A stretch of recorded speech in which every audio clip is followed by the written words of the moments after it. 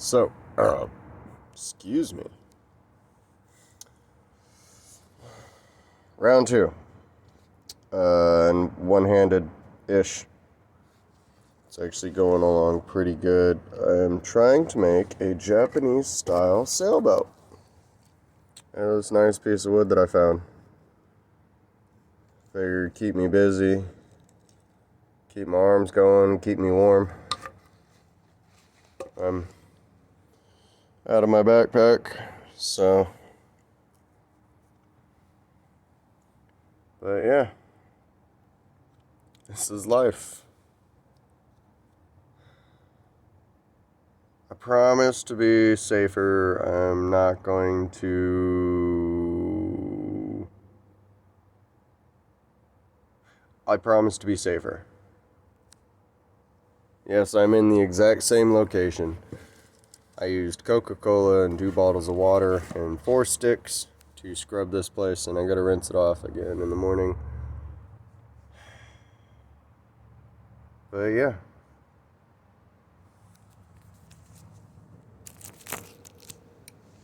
I found out that,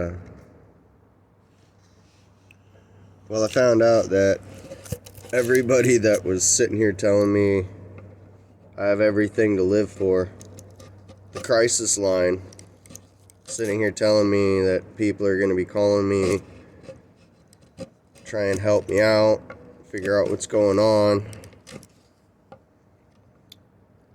I had an evaluation, but that was almost, 2 weeks ago. So, called them today and they told me they don't do that stuff. Which is nice, because that's the only number that's been calling me. Which kind of just leads me to believe that they're just having me call every week, every 2 days, hoping for something, so that way it looks like people are calling or something. I don't know. Or just maybe I'm a lost cause. So if I haven't heard that one a lot. Another one that's fun to hear is that I can no longer talk to you because of my own mental stability, and my counselor has informed me that I can't talk to you because you influence that type of mentality.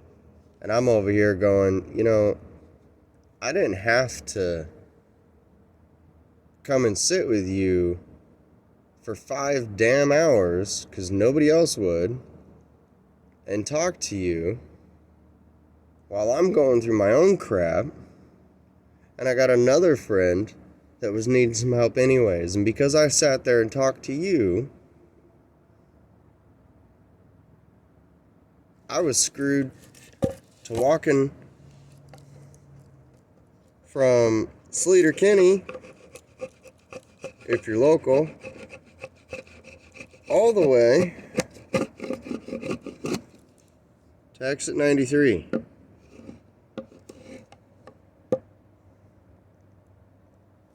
With all my crap.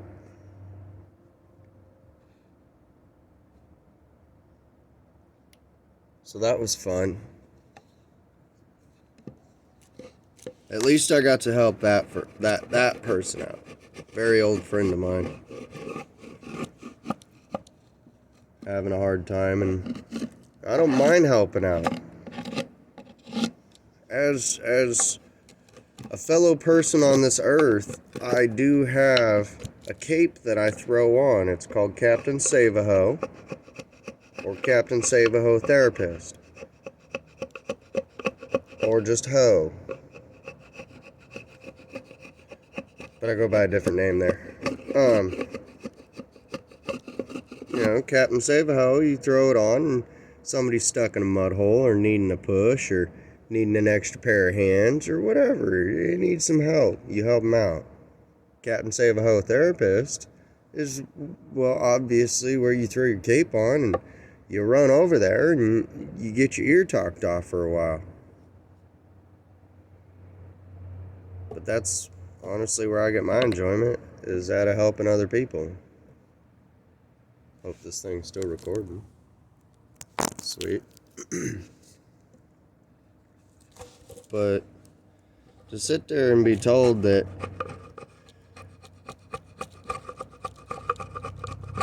while you're over there trying to raise any sort of flaccid that you can, so that way you could forget the man that was abusing you, quote unquote, that you say, even though he's the only one that had a job. So, there's that. But, I mean, it is what it is. It's kind of like somebody's dad saying, I bet you he got pretty nervous or whatever when I stepped on his axe. He didn't have access to it. How small you gotta feel to stand on a tool that is tied to my backpack, and it has a bright orange rag with metal fence wrap attached to it.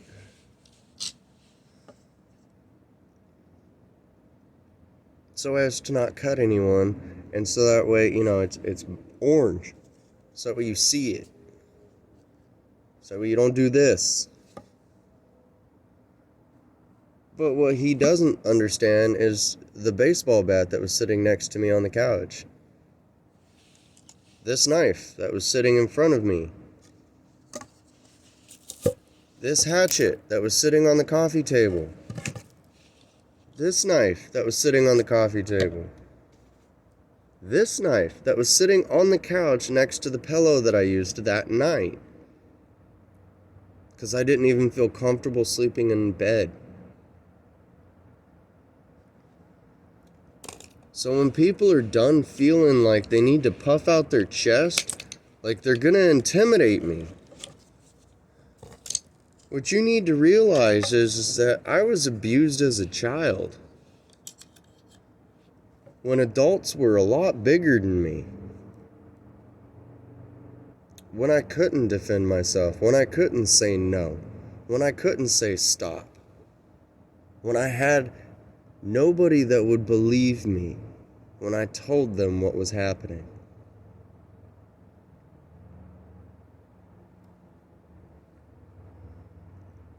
But I'll tell you this much, I ain't a liar. I haven't threatened anyone's life. But what I have threatened with are no contact orders, anti-harassment orders, and stalking orders, and threats of taking people to court for defamation of character. Why? Because if you're going to use somebody else's background checks as a means to not like me before you even have them, and you're willing to sit there and say nothing we do will ever prove or anything, then what you need to realize is that lets me know to give up ever giving a crap what you think. I used to try and respect you and earn your respect. Now, I don't really care. I told you how I felt, and I told you what I think. It was a long time coming, considering I've already spent a year hearing what all of you've had to say. And you know what? I'm done with it. I was done with it 9 months ago. And I was done with it last week, 2 weeks ago, and 3 weeks ago, and before that. Because you know what? There ain't a whole lot of people that are willing to sleep on a sidewalk so that way an entire family feels safe for 3 friggin' days. All because you don't like this person. You don't want to get to know this person.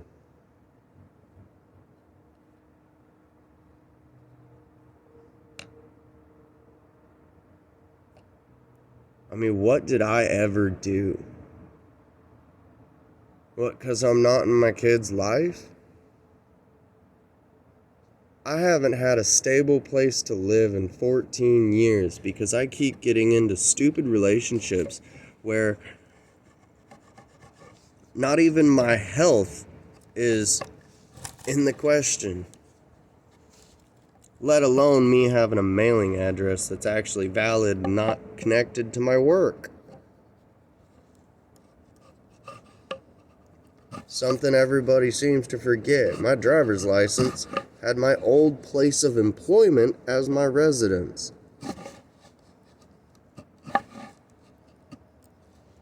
I haven't had an address in 14 years. So when people want to scrutinize over me and what I've gone through, how about you stop being so prejudiced? Because the only thing I can think of is the fact that I came from redneck podunk poor. Now I'm dating a middle class person. It's the only thing I can think of. For someone to hate somebody so much without even actually having a conversation with them.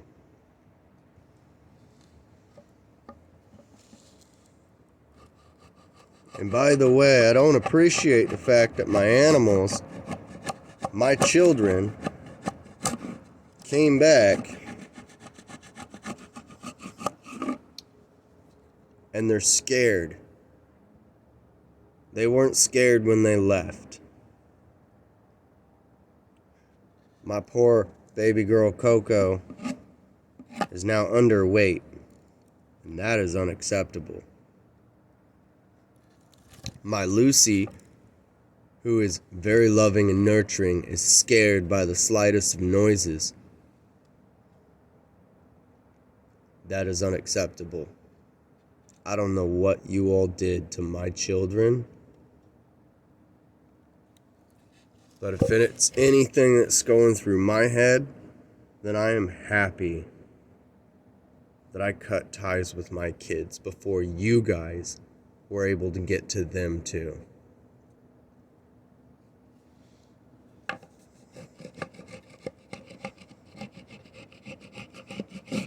Now, why all the animosity and hostility? Because for the last year, I've been being harassed, stalked. I had a TikTok with 43,000 followers. A lot of my YouTube is actually consistent of those followers. And I had to delete it because I was told that if I didn't, somebody would come after my girlfriend and try to take her kid. So I deleted them. I deleted everything. My Facebook, my kids' phone numbers. Deleted my kids. And I just found out that her mom got remarried and she moved away. Which is well within her right. I'm very happy. I mean, shit, I spent 5 years in a relationship with the woman and she wouldn't even think about marrying me. So, I mean, 2 kids though. So, for whatever that's worth.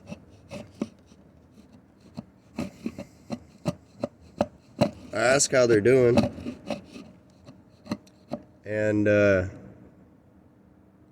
get the same answer I usually get, which is nothing. And that's how it's been since 2016. So, for the ones stalking my shit, how much should a father try? I fought for 2 years just to get information on kids that weren't even mine, but I fell in love with and treated just like they were mine.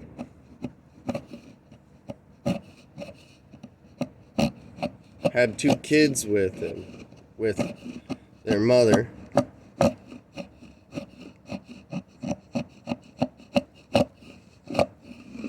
And 5 months later, guess what? I'm a piece of crap, apparently.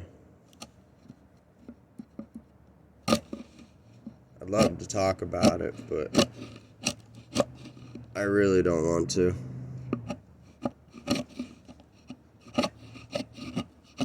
I don't like talking about my PTSD that follows me everywhere I go.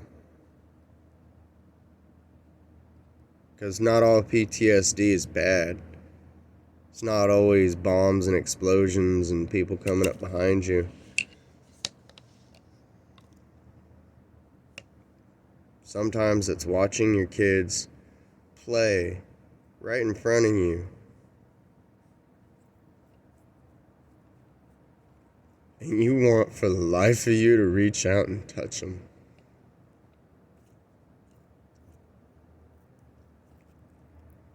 But that's the difference between crazy and not. It's because you know they're not there.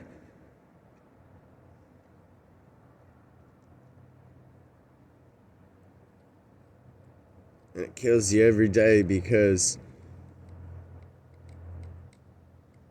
no matter how much you change, no matter how much you sacrifice, no matter how much you do, you can still be sitting outside of the Cataract Institute in Olympia. Because it's one of two places that have a working exterior outlet, and I pray to God that they don't mind me sitting here, because I'm also gone by like 5 in the morning. So there is that.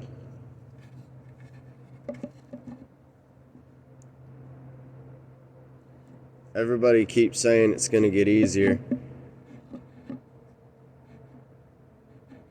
They've been saying that for 12 years. Actually longer. Forgot I'm 31.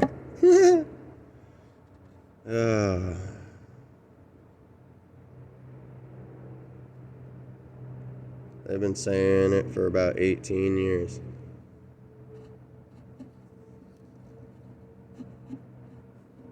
Everything gets better.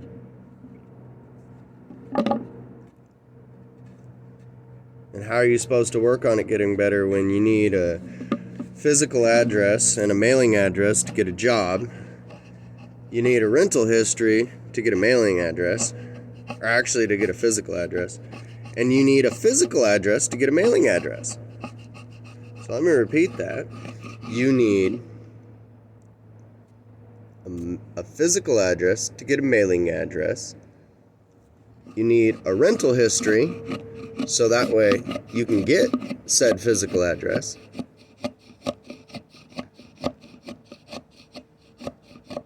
So really, I mean, once you're on the street and you don't really have a rental history or anything, you're kind of screwed. Which is really nice, because last year my girlfriend's parents were like, "Oh, how about we help you get into an apartment?" And I almost laughed in their face, because if they spent any time actually talking to me, they'd know that. I've exhausted every resource in Thurston County.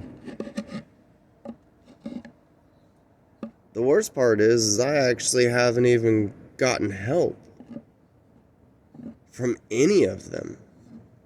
I just keep getting told there's nothing anyone can do.